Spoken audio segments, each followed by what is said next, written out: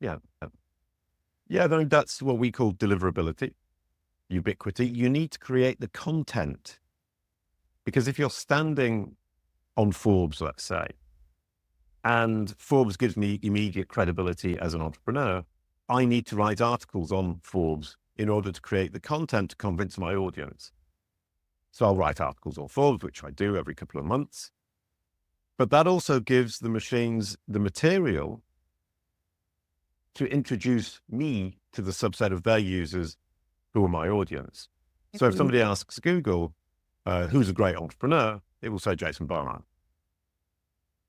If you ask ChatGPT, name some great entrepreneurs in the digital marketing space, it will name Jason Barnard, and it will cite one of my articles.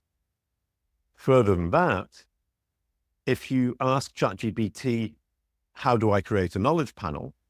ChatGPT can answer, and it answers using something that I provided on my own website. So I create content also on my own website. I've given ChatGPT the information it needed to reply to a question. And ChatGPT doesn't always cite its sources, but sometimes does. Perplexity always cites its sources. Google cites its sources. So that gives me an opportunity for them to say, well, you can create a knowledge panel with a 3-step Kalicube process. So I'm cited, I'm name checked. Then they give the link. Then the person says, okay, who can help me with that?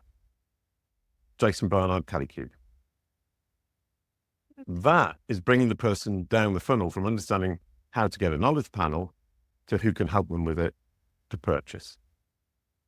So it becomes a way of, when you create this content, it becomes a way of filling up the top of the funnel, the awareness phase, being cited by the machines in the conversations they're having with their users. Then consideration, we get name checked when they start to say, well, who's the best solution?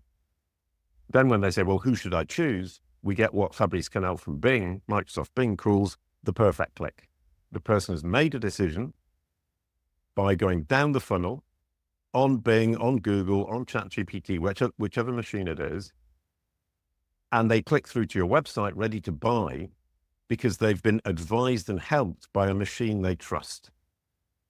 So if you look at it that way, ChatGPT, Microsoft Bing, Google, Google Gemini, Alexa, Siri are all the biggest influencers you can possibly think of. Think of the biggest TikTok influencer ever. Millions of followers. These machines are talking to billions of people, having billions of micro niche conversations with them every day. That makes them the most important influencer in the world.